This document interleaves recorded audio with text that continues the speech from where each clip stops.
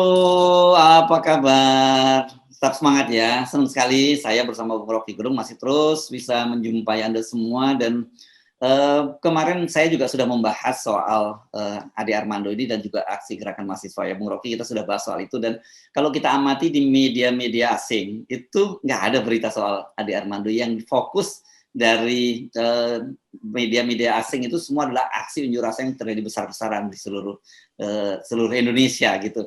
Jadi ini memang noise sama voice, dan tapi saya kira kita memaklumi kalau di media Indonesia soal AD ini menjadi fokus karena ya memang di Indonesia orang merasakan langsung gitu. Saya kira dampak dari mereka-mereka yang disebut para buzzer ini, sementara media asing mungkin nganggap ini bukan faktor penting dalam demokrasi gitu ya. Ya, itu orang selalu ingin mengeksploitasi sesuatu untuk dapat keuntungan.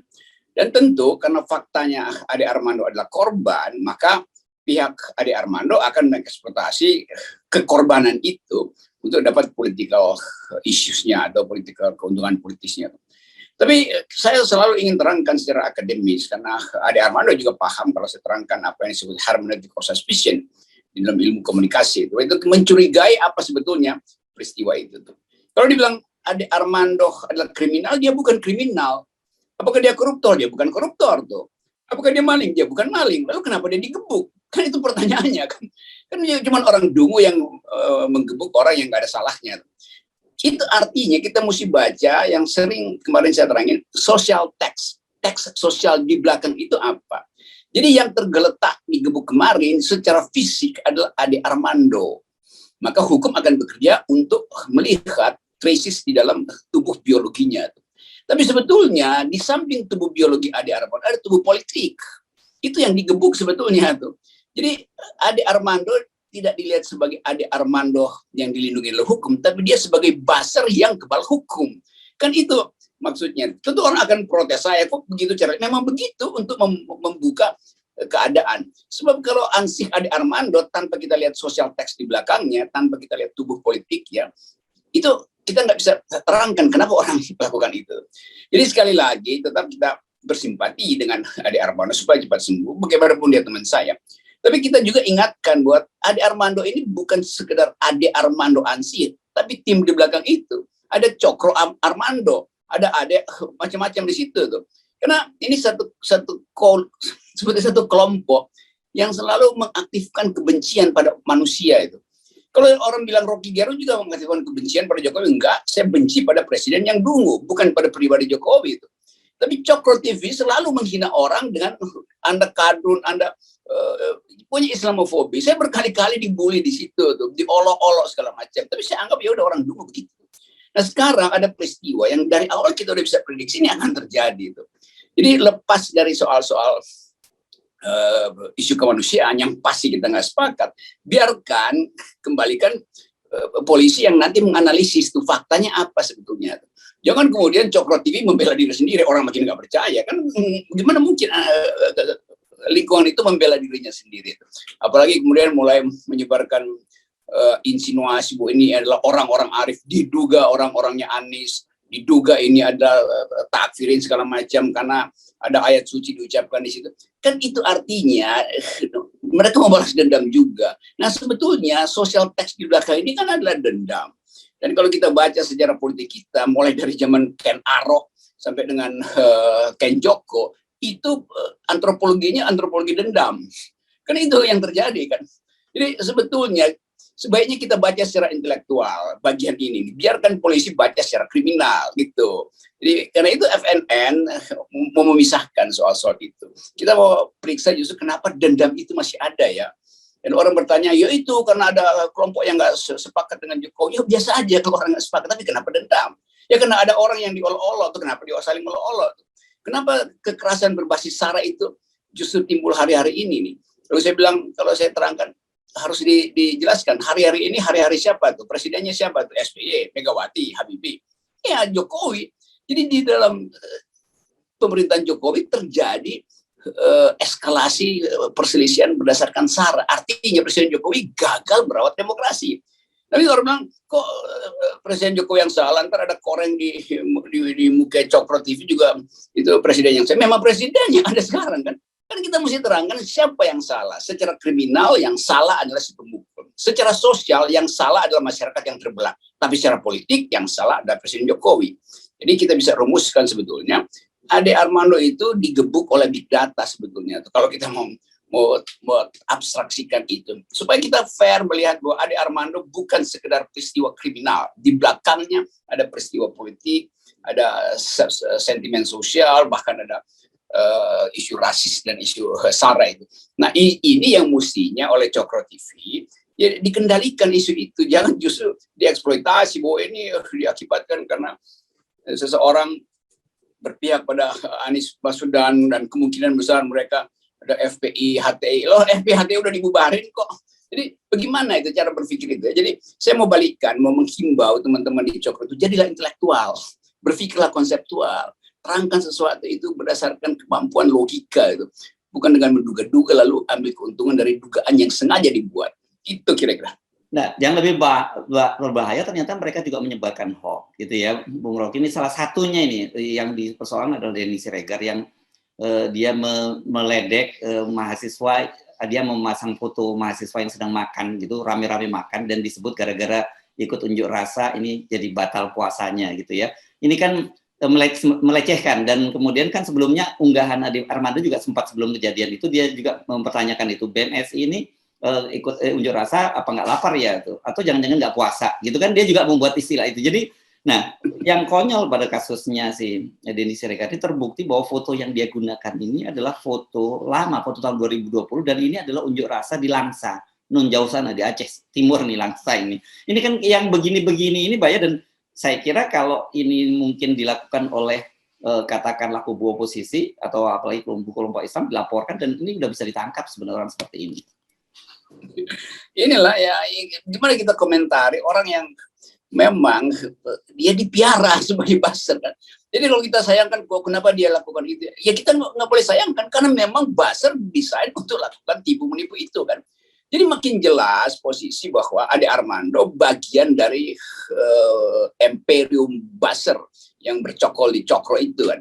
Dan kita akhirnya buka itu tuh, bukan kita mau lecehkan, tapi kalau orang bikin analisis akan kelihatan bahwa ini sarang dari Islamofobis itu. Jadi bagaimana kita mau bela sesuatu yang pada akhirnya terbuka bahwa ini dendam aja, dendam lawan dendam segala macam kan.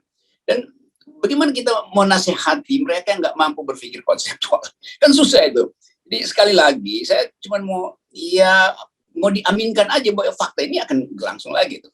Jadi tipu menipu, edit mengedit segala macam itu kebiasaan orang yang memang secara dari awal diperuntukkan untuk melayani majikan yang kripto otoritarian, seolah-olah berwajah sederhana tapi di belakangnya itu ada dimensi otoritarian yang kadang-kala tidak kita lihat atau kadang-kala justru diselundupkan dengan istilah benevolent otoritarian yang bermanfaat, kira-kira begitu. Ya. Sebetulnya poin-poin yang sedang dibahas hari ini adalah justru bukan lagi Ade Armandonya, tapi siasat balas dendam dari grup Ade Armando. Dan itu dimulai dengan keterangan Ade Armando bahwa dia akan makin gila itu. Dan itu berbahaya. Tentu kita mau tegur Ade Armando, tapi saya ingin besuk tapi belum bisa saya besuk gitu. Tetap di sahabat saya yang memang berselisih.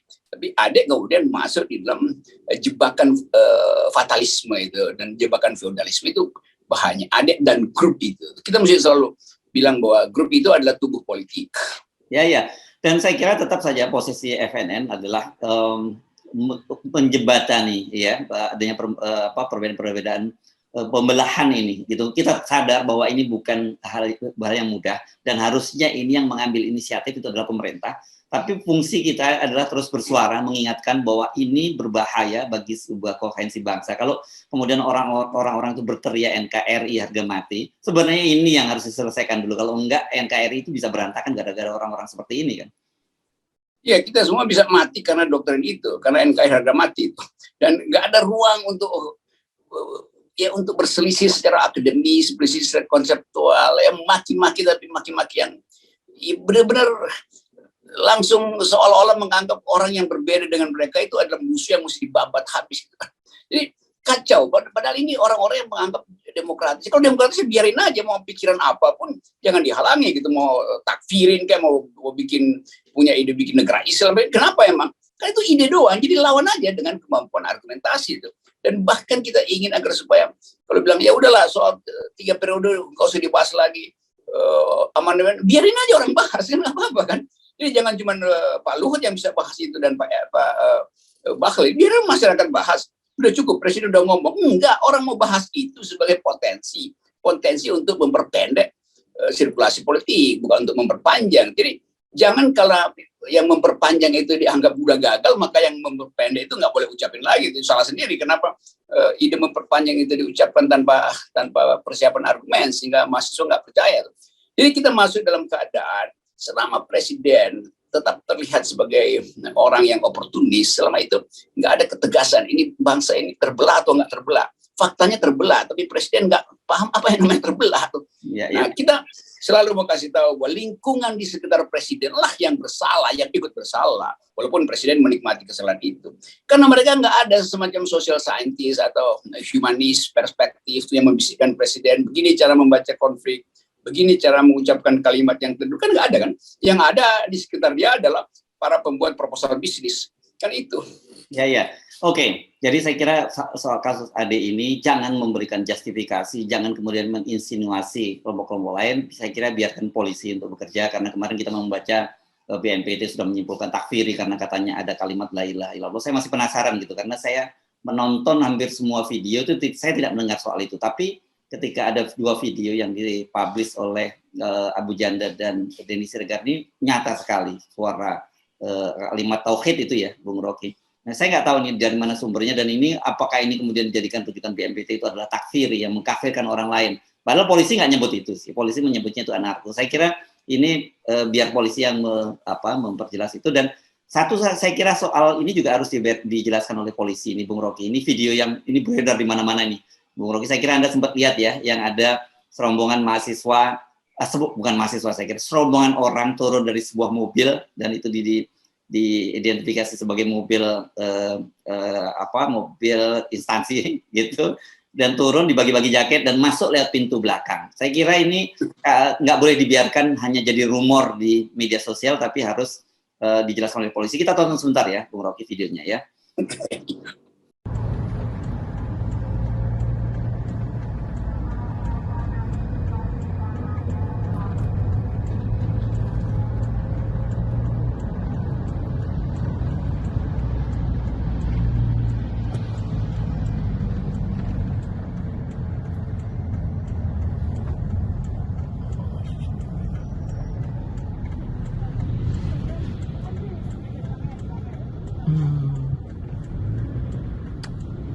Kok dibantu sama polisi mereka yang pakai baju ini?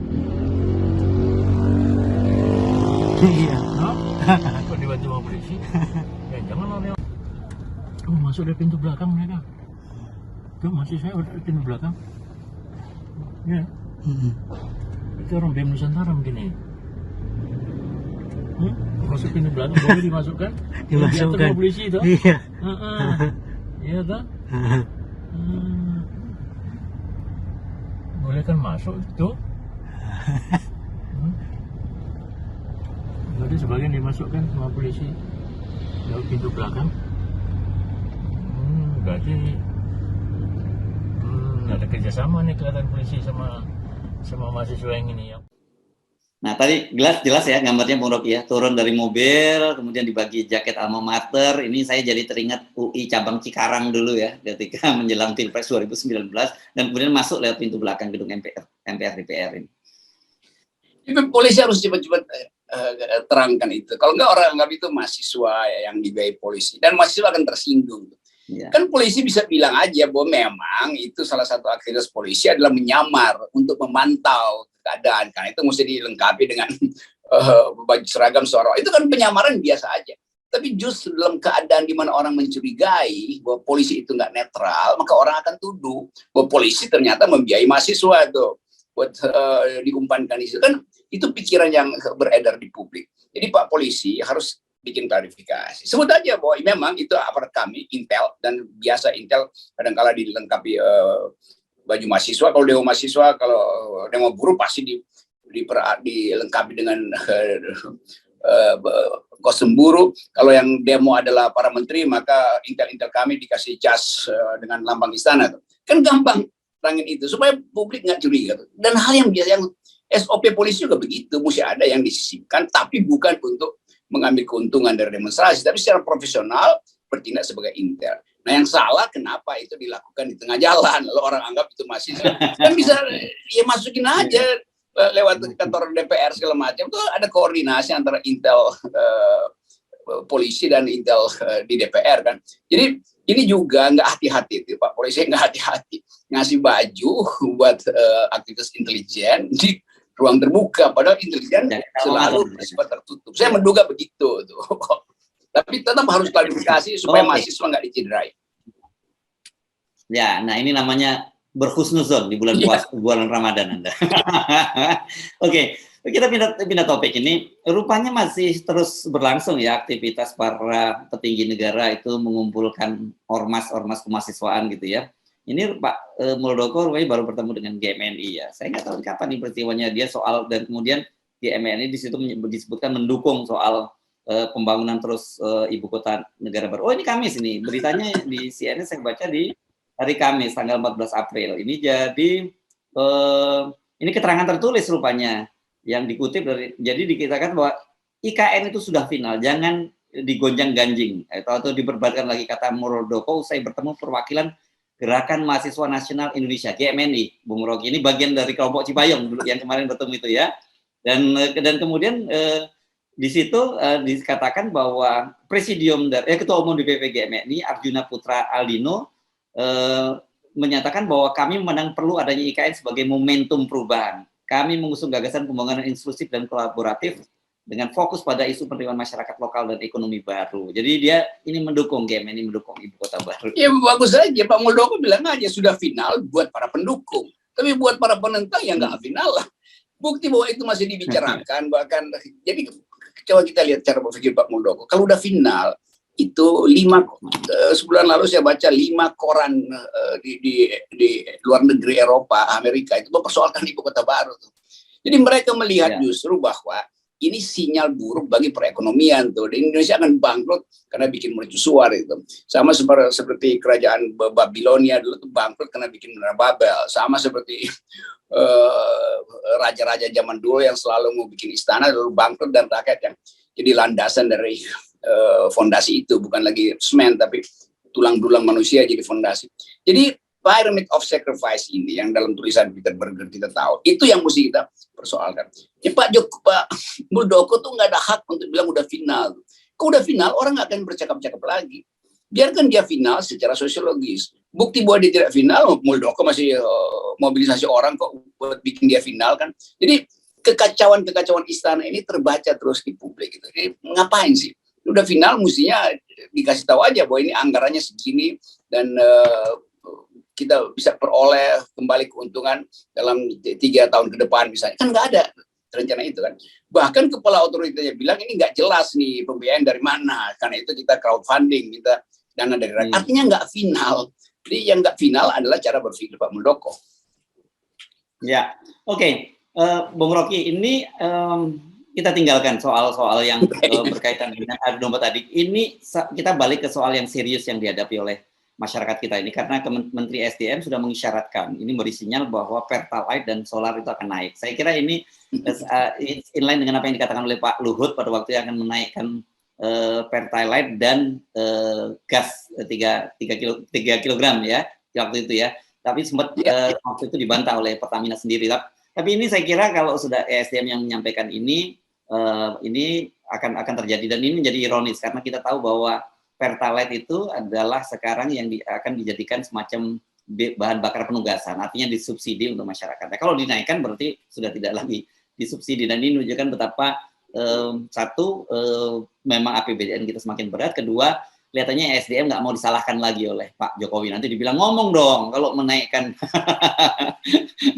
Pertama kan gitu. Sekarang dibilang saya udah ngomong loh ya bahwa saya mau naikin Pertalite dan solar gitu. Nah kalau soal Pertalite atau energi umumnya itu dengan mudah kita katakan sudah final akan naik tuh. Karena ini soal interplay pasar dan pasti kita tahu dia akan naik itu. Jadi kalau ada yang bilang oh itu masih dicoba-coba, enggak, kemampuan kita untuk subsidi udah habis karena itu pasti naik, itu gampangnya begitu.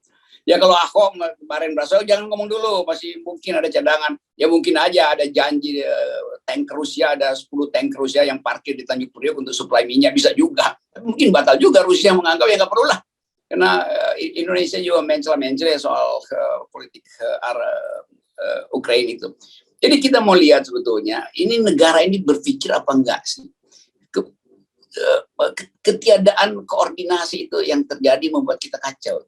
Jadi naik pasti naik, artinya mama bersiap-siap lagi untuk demo dan mungkin akan ada BLT tambahan lagi segala macam. Tapi hal yang simple di mana satu suara mesti datang itu. Pak Luhut udah pasti mengerti bahwa ini komoditas yang pasti naik itu. Aku berpikir politis, nanti mungkin ada oligarki yang nyumbang tanker satu buat tahan kenaikan harga minyak segala macam. Akhirnya yang teknis yang bicara SDM. Ini udah selesai itu. Dan kita lihat kekacauan ini sama seperti tadi kemarin itu heboh di DPR karena tim perancangan undang-undang berkelahi antara Kemenhukam dan Kementerian Ekonomi itu kan. Ya diketahui nama DPR ini gimana sih eksekutif kok nggak kompak kan. Jadi itu yang sebetulnya terlihat bahwa ya memang eksekutif nggak ada koordinasinya atau nggak ada koordinatornya yang adalah presiden gitu kan. Jadi ya itulah kacau demi kacau.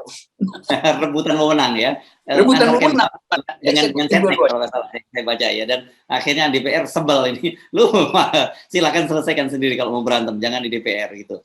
Ya Benny Harman akhirnya yang ngamuk tuh. Oke, saya kira ini nggak terhindarkan situasi semacam kayak ini, tetapi tentu saja jangan hanya disalahkan bahwa kita yang terus melakukan kritik pemerintah, tapi justru lihatlah ke dalam bahwa buzzer pemerintah inilah yang sebenarnya menjadi pihak persoalan yang terus menginginkan adanya terjadi kekacauan di tengah masyarakat kita. Ya, itu yang disimpulkan oleh publik. Jadi siapa yang mesti disalahin? Ya Presiden Jokowi. Ya, kalau nggak mau salahin Presiden Jokowi, salahin buzzer-buzzernya dong. Tapi itu satu paket, satu semacam ada tacit agreement, kesepakatan diam-diam antara buzzer dan presiden untuk menguji-uji masyarakat. Nah, itu bahayanya itu. Dan mahasiswa tahu bahwa ini adalah sesuatu yang menjadikan energi mahasiswa bertambah gila, kira-kira begitu kalau pakai frasanya Cokro TV. Karena itu tanggal 21 April akan terjadi Kongres Rakyat dan itu siap-siap aja lagi. Jangan sampai kemudian dituduh lagi bahwa ini dibiayai, disponsor, enggak, itu masih bisa urunan untuk membuat idenya itu berwujud. Oke, Bung Rocky. Terima kasih, tetap salam 0%. 0%. Sip.